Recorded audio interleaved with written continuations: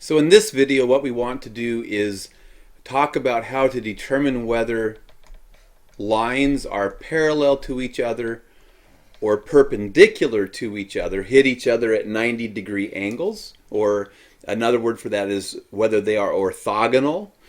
We want to be able to tell whether lines are parallel or perpendicular by analyzing the slopes of the lines. So the first big idea is the idea of parallel lines, and the claim is that if we have non-vertical lines, that they are parallel to each other only if they have identical slopes, if their slopes are the same. We specify that we want to talk about non-vertical lines for two reasons. One, non-vertical lines aren't functions, so we're kind of going to restrict our conversation to functions. Two, vertical lines, if I have two vertical lines, they are definitely parallel to each other, but remember that the slopes of vertical lines are undefined. There's a sense in which they have infinite slope because they behave like cliffs do if you think about it in a geologic perspective. So when I look at parallel lines, in this first line right here on the top, this is the equation of that line, and this is the line that I'm talking about in the sentence that precedes the image. What we want to notice is that we could calculate the slope of this line graphically. We wouldn't have to do any equation solving to find a slope. We could look at this and say, hey, starting here, I see that I need to rise 1 and run 1, 2, 3. If I rise 1 and run 3, I get back on the line. So this line right here, his slope is rise 1, run 3. It's 1/3. But these other lines, all of which I drew in GeoGebra explicitly or specifically to be parallel to this first line, each of them also has a rise of 1 and a run of 3. A rise of 1 and a run of 3. And so if we think about this, it ought to make sense. What we're saying is that for two lines to be parallel, which means they can't intersect, that their steepness has to be the same. Remember that slope is a measure of the steepness of the line.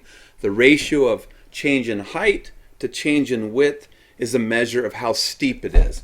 So if you're a person walking on this line and a person walking on this line, if the lines are parallel, you have to be walking on lines or hills that have the same steepness. The moment you introduce something with different steepness, like this line doesn't have identical steepness to this, there will come a point where they must intersect each other when we're talking about two-dimensional space or the Cartesian coordinate system. So all we're saying by saying that they have identical slopes is we're saying the lines have identical steepness. So each of these lines should have slope 1/3.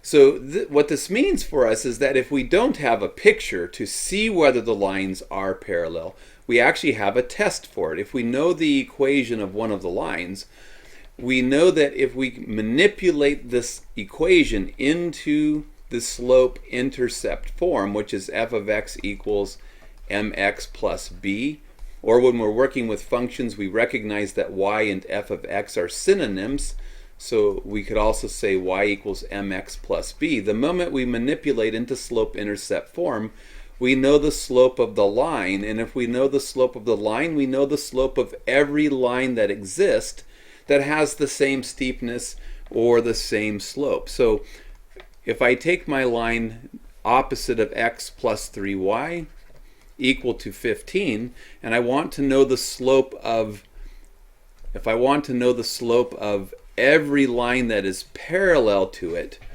then I just put it into slope-intercept form. So here I can add x to both sides, and then I could divide both sides by 3. So 3 divided by 3 is 1. Dividing x by 3 is the same as multiplying x by the reciprocal of 3, which is 1/3. So x divided by 3 is the same as 1/3 of an x. Plus 15 divided by 3 is 5. So 5 is the y-intercept, but that's unimportant. What's important is the slope. The slope is 1/3. So every line in the Cartesian plane parallel to this first line must have a slope of 1/3. When we talk about perpendicular lines, the claim is going to be that the product of the slopes of two perpendicular lines will be -1. And what this is going to come down to is that they have slopes that must be negative reciprocals of each other. So if we look at this graphically, here's the line -2x plus y equals 5, which is the line I'm talking about in the sentence that precedes the image. Here I've drawn in GeoGebra two lines that are perpendicular to this line. If I look at the slope of this line right here, m equals, I can graphically determine this slope. I see that it has a rise of 2 and a run of 1. So positive 2 up, positive 1 to the right. So 2 over 1. So I'm going to call this m sub 1. This is going to be the slope of this line. If I look at the slope of m sub 2, we'll call this line number 2. We'll call his slope m sub 2. If I look at this guy, I can see I actually have a rise of -1, a run of positive 2. So I have to go down 1 over 2 to get back on that line. Down 1 over 2. And this one is the same way. This line is perpendicular to this line. Look, I need to go down 1 over 2. So his slope is also -1 over 2. And if I take the product 2 over 1 times -1 over 2, I get -2 over 2, which is -1. So that's what's being claimed up here. We're saying if two lines are perpendicular, the product of their slopes must be -1. But really what that means is, given one slope, the other slope has to be the negative reciprocal of this one. So the reciprocal of 2 over 1 is 1 over 2, and then we have to negate it. So another way I could say this is, if I knew the slope of this line and I wanted to know the slope of a line that's perpendicular to it, I could actually say, hey, you need the slope of the other line, if it's going to be perpendicular, has to be the opposite of 1 over m sub 1. It has to be the negative reciprocal of m sub 1. Or I could just say the opposite reciprocal, the reciprocal of 2 over 1 is 1 over 2. The opposite reciprocal, which is -1 over 2.